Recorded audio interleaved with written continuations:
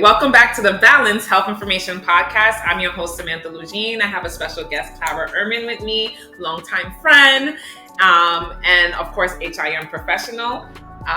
In today's topic, we're going to be discussing the different parallels of HIM in healthcare facilities. Okay, that was all right. So we're going to be discussing the best practice, challenges, as well as the various locations and facility settings that we have in health information. Great, thank you for having me.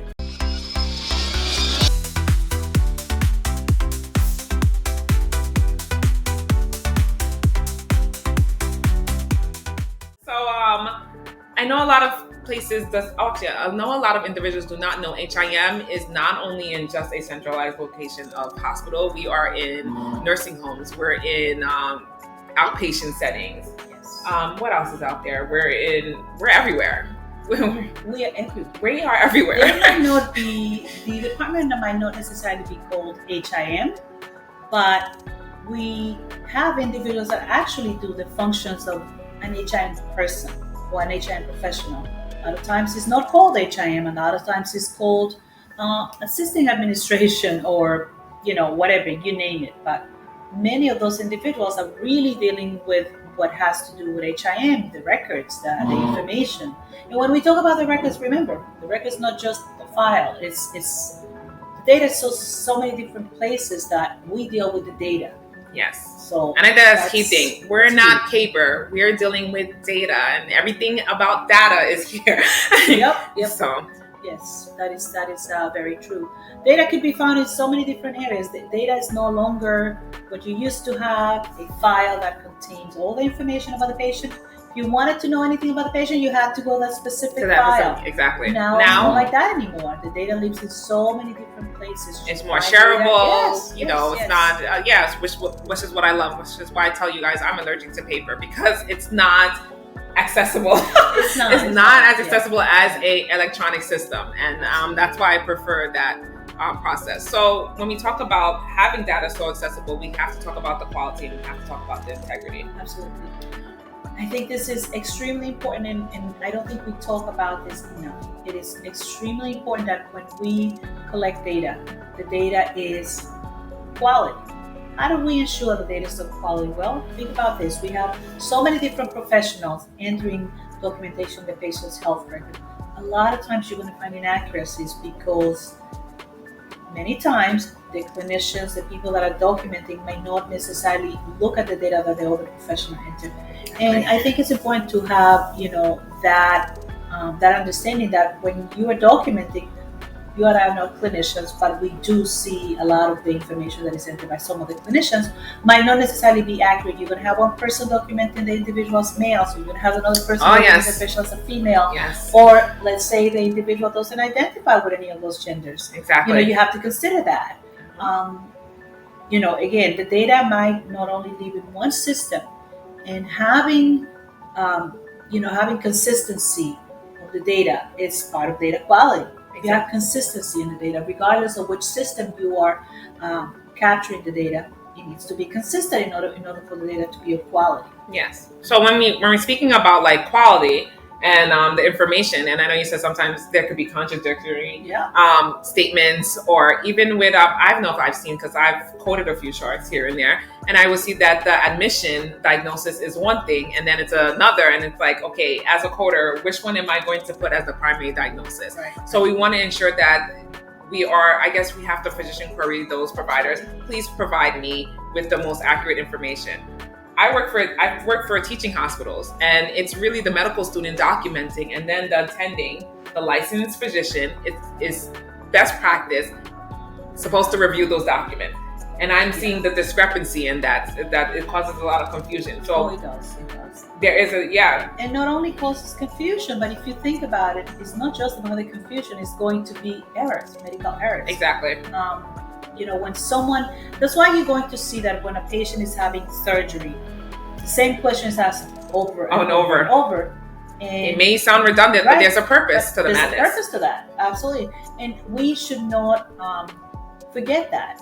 the reason why the questions are being asked over and over is because you want to ensure that you are doing what you're supposed to do for the patient. Sometimes you're going to find inconsistencies in the diagnosis and the procedure. Wait, hold on. You did what? But this is the diagnosis. Okay, that doesn't match. I know that's some of the things that sometimes you're going to encounter. What happens when we find something like that? We absolutely need to query the physician. So you did that procedure, and this is the diagnosis. How does that match? Obviously, you're going to have issues, with medical necessity, because if you're doing that surgery and the organ that we're talking about is totally unrelated, how does that represent quality? And you're talking about as documentation, right? Absolutely. So isn't there like a clinical decision support system that's supposed to say alert, alert, alert? This is the wrong site that is not appropriate with the procedure or the that is listed, the procedure code in the system. But remember, the systems are going to be just as good as we make them. Yeah, so that's the thing. You can have a system that is very sophisticated, but one of the things that is a real thing, alert fatigue. The clinician receive a lot of alerts. Override. And yeah, I'm going to override that. Yeah, you can override, but you have to look at what you're doing. What are you overriding there? Are you overriding the same question that is meaningless, that is not going to have any impact? Or are you saying override and the question that you're being asked is, are you sure that you need to do the X, Y, and Z? It's important to ensure that, and this is where we come in. Yes. This is where you, as an HIM professional that is reviewing the record, need to say, wait a minute, the clinician documented this, but the procedure that is being performed doesn't match.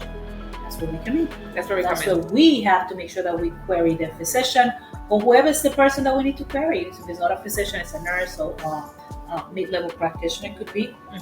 It's important to do that.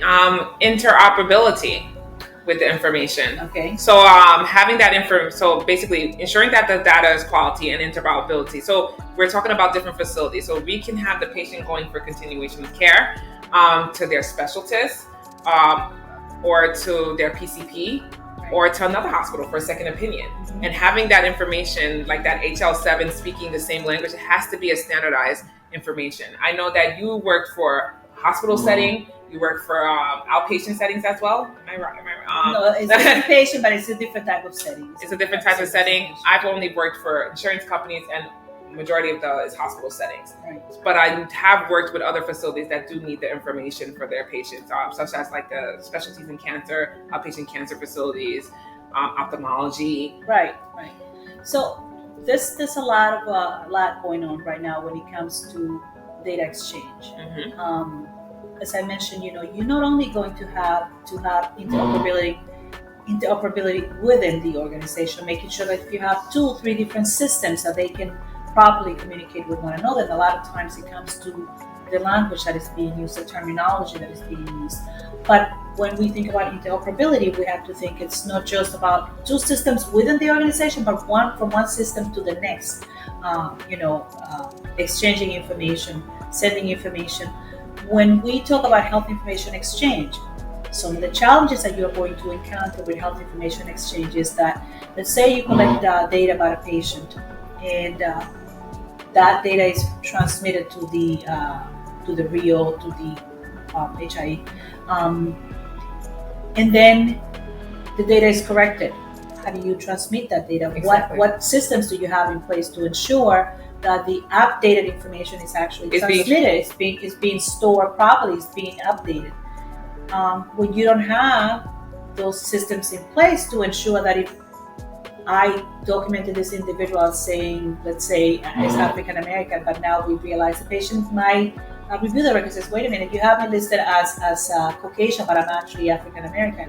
That we go and make the updates in the record, but then making sure that data, that update is transmitted to the RIO, to the RIO system, the agency that is collecting that data. So I'm glad you brought up the updated information, because I've noticed what has been an issue for our EMR system, and especially sending out information to other facilities for a patient, that I'm not sure why vendors or organizations or even technology systems have this, but they have an updated time frame.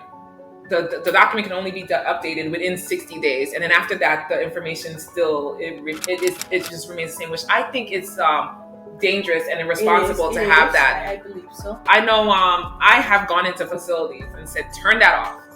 Because if the discharge summary is stating a certain information and then it has been updated, even something as simple as the physician now signed the document. But yes, we know that there's the state and the federal regulations that the document needs to be signed within 30 days after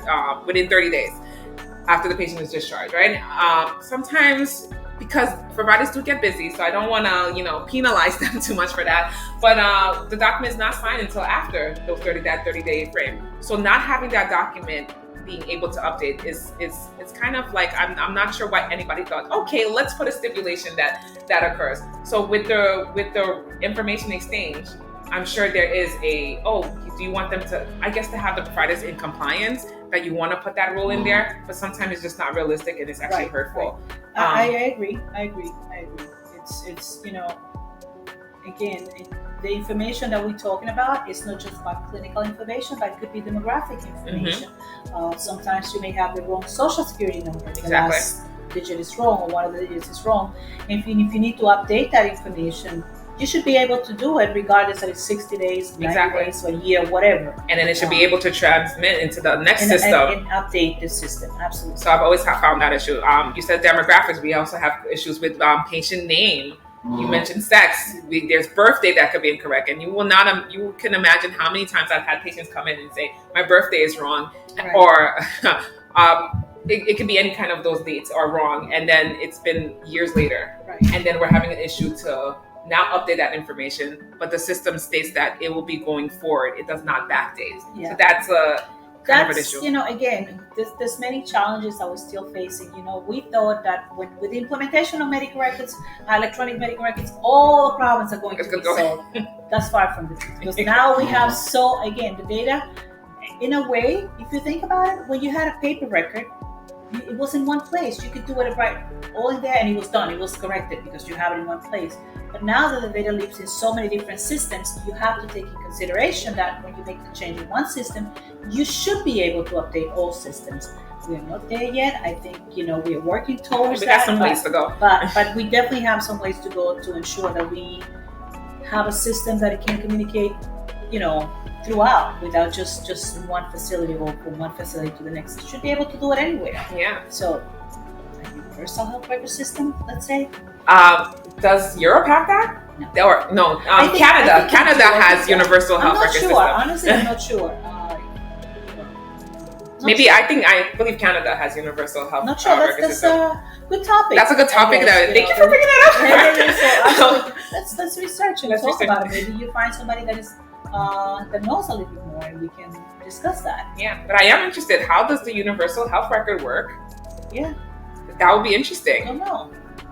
So, speaking of universal health record system and exchanging information, security and privacy is an issue still. But at the same time, we have made some great strides.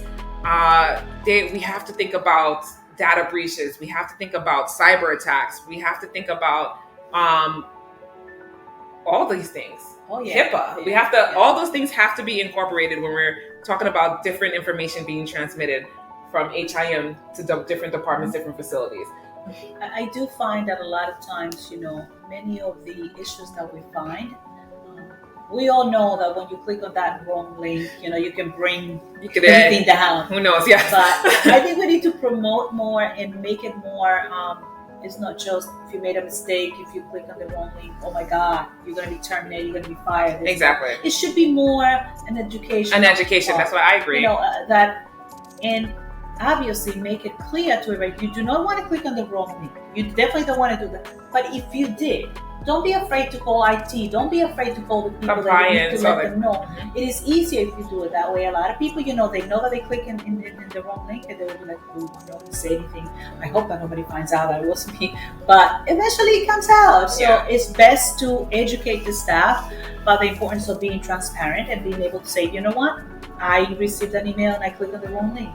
I've done it, and I've sent it to IT compliance. I'm like, nope, I don't, because I wanted to get to the root cause in case it does. Yes. I don't want it to spread anywhere else. So I've done it too, and the hackers have become so savvy. Oh, they're so smart. They know how to get you. We're watching you, hackers. Yeah, that invoice, that oh, it says here you have an open invoice. Oh, I forgot, I haven't paid that invoice, I guess. And you click on it to, and it's like, okay, I knew that was wrong. Exactly. And sometimes, we're busy, we quickly want to click on that link. Oh, let me see what that is. And we just need to take a step back and say, let's just be careful, let's not do it. But again, having the staff being aware of what the steps that they can take to mitigate, the risk that this will represent for the organization is important. Just it should be part of the education of every employee. When they, they first get hired. Yeah, the onboarding process. Right. Let them know that if we don't want you to make a mistake in terms of clicking on the wrong link. Obviously, the organization needs to have policies and procedures in place on what access do they have. What there's different things that you can do. But if they do make a mistake, they shouldn't be afraid that I'm going to be fired. Exactly. You want to make sure that you can tell someone, I made a mistake. Please help me, figure it out. Can we fix it? Exactly. I know that companies send broadcasts of alerts of phishing, and any if you see something, please do not click on it if it is suspicious. Right. So I think that it's great that there's broadcast continuation or basically a reminder, repetitive to get into the groove of, okay, I have to pay attention to who's sending me an email. Right. I know with Microsoft 360 Outlook, they now say you do not receive emails from this recipient often. Right. And I love that because this alert is like, okay, let me pay attention. That other companies have made it easier for organizations to be able to be alert on what's an appropriate email for me to click on and what's not. Right. Can it be alarming? Yes. Can it be scary? Yes. But it's always better to be forthcoming with that information. I agree. Instead of hiding it, because you just never know. I think I've heard, I don't think the stories are that funny, but jokes. Oh, the person clicked on the wrong email and then the cyber attack has taken over and ransom of all your medical records. It's like, why that extreme? Why that fear? Right. Yeah. It's we want the staff to know that if you click on it, yes, this could have a tremendous impact on the organization. But you also want them to know the sooner you say something, the better. We're going to be able to maybe contain the whole, attack maybe somewhere. But if you don't say anything, that might be a possibility that we're going to bring the whole system down, which we don't want to do.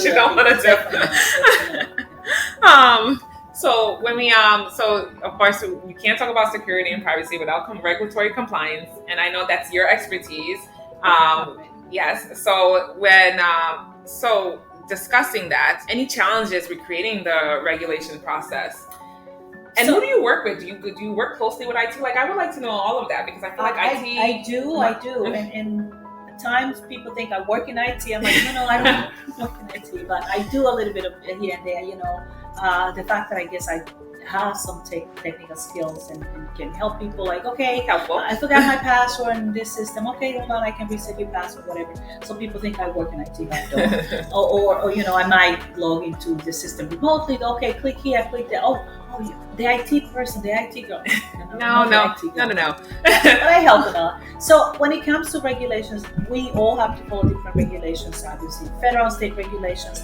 And depending on the type of facility that you work with, depending on the settings, the setting that you work, you may have different regulatory agencies that you need to comply with. You may have different regulations that apply to your facility. Integrating. Pause a little bit. The different regulations that facilities that Clara is discussing. There could be the Joint Commission. There could be OASIS, outcome of assessment. All these things that Office of Alcoholism Substance Use. Yes. There's CARF for the rehab. There's just different, and ED has regulations as well. So I just want to put it out there. These are all things that I teach that I remember the acronyms: DEEDS, EADS, MDS. But yeah. So there's different. You're talking about different types of data sets that you need to collect data from different types of settings, from different types of facilities. Yes. But when it comes to regulations, you have to think that an accrediting body is not the same as a regulatory body. Yeah. So, for example, when it comes to CARF and Joint Commission and DEEDS, DEEDS is actually that is a data set. That is a data set. But there's one with the D and G, something like that. Yes, I know which one you're talking about. Don't ask me to remember I- But when it comes to, for example, Joint Commission and CARD, just to think about a couple of them, those are not necessarily a regulatory body, but they are an accrediting organization that set up standards, and the hospital, the facility that is accredited by that entity needs to comply with those standards, right? But when it comes to regulations, the regulations are usually, state, federal regulations that you need to follow. For the most part, the accrediting body is always going to follow what the regulatory agency creates. Just as the OH. Right. So, for example, when it comes to a hospital that's accredited by Joint Commission, right? The hospital is accredited by Joint Commission, but the regulation comes from federal state regulations. There's different ones, of course, but CMS grants Joint Commission authority to do their review for the organization, and if the organization is in compliance, for the most part, then they're going to be in compliance with CMS. That's because Joint Commission has deeming authority to say, yes, this organization is in compliance, so you don't have to do another inspection, another survey with CMS, for example. So having an understanding of how a regulatory body and a accrediting body work and what is the role of those two is important. I think a lot of times one of the things that I find in my field, so I work for a substance abuse facility, and our accrediting body is CARD. Different organizations may have another type of accreditation, but we are accredited by CARD. Our regulations come from OASIS and sanction. Okay, so CARD follow what the regulatory agencies are doing in order to create the standards, because and sometimes you're going to have that a accrediting organization may have some requirements that might be a little bit different from the regulation, but they should never truncate what the regulation mandates. So I think a lot of HI professionals sometimes don't have that understanding of the difference with what is an accreditation, and well, I shouldn't say a lot, but some HI professionals I think it's used like interchangeably. It gets a little bit confused because even sometimes I'm like, and then I'm like, I just follow all the regulations. So let me tell you one of the things that is interesting that I think would be interesting to you. So now I am in the process of becoming a CARD auditor. Oh, that's great. We're not called auditor. It's a surveyor. A surveyor, right? Because we can't say what I just said before, because that's very different. CARD, for example, doesn't want us to use the word regulation. Compliance is conformance with the standards. Conform. You need to go is it less? Is a softer blow? It is. And but I think it's interesting to have that distinction of what they mean and all that. So one of the things that I was thinking about that I wanted to put out there, that there's so many different regulations. Obviously, you have state and federal regulations, right? And one of the things that I find in my field when it comes to not necessarily just HI professionals, but clinicians in general, when they come to the facility, and I usually meet with every new employee to talk about regulations, to talk about compliance process, to talk about policies, to ensure that the employees feel that they have somebody to talk to. It's not just a video that they watch, but that if they have a question that they can reach out to me and all that. But one of the things that I find very interesting is that a lot of the people that come into work in the facility, the majority of them know about HIPAA. They know about a HIPAA privacy rule. But I want to say 80% of the people that come to work for the organization have no idea about another federal regulation that is very, very important, that is called the 42 CFR Part 2, which is the main regulation that substance abuse have to follow, because that is very specific to substance abuse. The HIPAA privacy rule is a federal regulation, and so is the 42 CFR Part 2. But I find it very interesting that a lot of people do not know too much about it. And a lot of times they ask me, oh, yeah, I know everything about HIPAA. I'm like, okay. I think it's a testament to the basically changing the onboarding, because onboarding, there is a section for HIPAA. but there should be subcategories of mentioning the 42 CFR. I'm not sure why we only just keep it surface level, really. Right. When I think it's because, again, well, let's put it this way: there's new regulations out there that are trying to align more the HIPAA privacy rule with the 42 CFR Part 2, because there's a lot of misconception when it comes to the 42 CFR Part 2. For instance, it is very restrictive. It's much more restrictive than HIPAA. And one of the things that happens is a lot of people think that because you have to follow the 42 CFR Part 2 regulations, you can't provide patients access to the records, which is not necessarily the intent of the regulation. You still need to provide access to the patient information. There's all the requirements. For instance, let me just give you an example. If you have a patient that is admitted to your hospital and I come to visit that patient, right? I will come to the front desk and I say, "Hi, I'm here to visit my grandmother, Joanne Smith," let's say. They're going to ask me, "Oh, what's your name?" They're going to ask me my name, and they are going to give me a pass, and they're going to tell me, "Oh, yes, she's in room number 402. Take the elevator to the second floor, make a right, make a left, whatever." And they tell me how to get there. Exactly. Okay. The reason why facilities are permitted to do that is because under the HIPAA privacy rule, there's nothing that says that you cannot provide limited information. For example, that the patient is admitted or that the patient is not, the room number, something like that, unless the patient opts out exactly of the directory. But when it comes to the 42 CFR Part 2, the regulation is very clear that you're not permitted to disclose information if the patient is there, is not there. You cannot even say, "No, this patient is not here." The 42 CFR Part 2 says that you're not permitted to share that information, the presence or the absence of the patient in the facility. Why? Because there's all the implications. There's a lot of stigma when it comes to substance abuse. Somebody has a substance abuse diagnosis, and a lot of people get discriminated based on that. And for that reason, the regulation is so stringent, so I guess protective of the patient's privacy. So I think it's an interesting fact that I find it fascinating that so many people that they, even people that are in the field of substance abuse, they're very they're not savvy about this regulation. They kind of don't know much about it. So I think it's important to have an understanding. I think, in my opinion, HI professionals need to be very well versed in those type of different regulations. And I guess the reason why it's so it's not so widely spread that we talk about different regulations is because it has been that an HI professional works in a hospital. But like I said, we are found everywhere. Yes. There's all the type of regulations when it comes to HIV. Different states have different requirements. So it's important to talk about regulations. I think it's extremely important that an HI professional is savvy of those different regulations and to be able to work in any type of environment, any type of setting.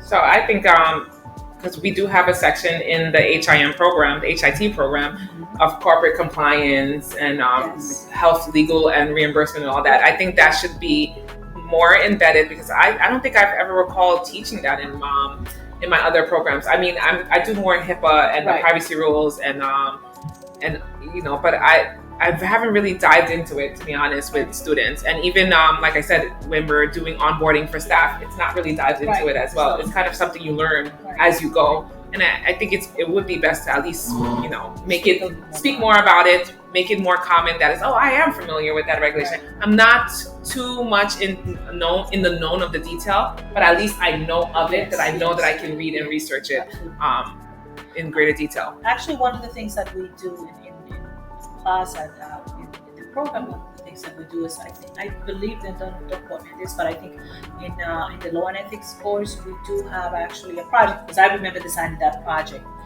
in which the students, or maybe it's another course, I don't know, but you have the students research different regulations for different type of settings and look at the different type of policies that you may have to institute in different settings.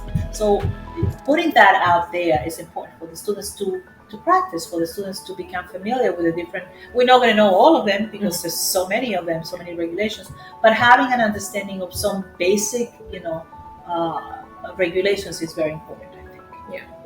And I think that that gives me more of a a way for me to improve as I'm teaching as a professor that because I don't teach the legal and compliance, but I teach the other courses like data analytics and intro to health information. I need to incorporate that more into that because we should be discussing it not just in just one course. It should intertwine with each other and be repetitive because repetitive commits to memory. So this was really great, Clara. We discussed compliance, we discussed security, privacy. I think we even went into more detail that we weren't even expecting to get into, but of course, that's what I love about time flies when you're having fun. Time flies when you're having fun. Talking about what you're passionate about. Yeah. I'm very passionate about it. So I am as well. So that's why we connect so well because we're both so we have a love for our profession, and I would never want to leave this world. I'm glad that I fell into it. This is something that I didn't know, but I'm glad that I love to spread it around and tell everyone about this, and hopefully we can, get more people to come into our field. Yes. That'd be great. That'd be great. I think we all have the responsibility to elevate our profession. Yes. And doing what you are doing, podcast, and we talk about topics on HIM. It's extremely important, and I hope that more people do this. I hope that the people follow what you're doing. So thank you. It's a good thing. Thank you, everyone. Have a good day, and I hope to see you guys soon.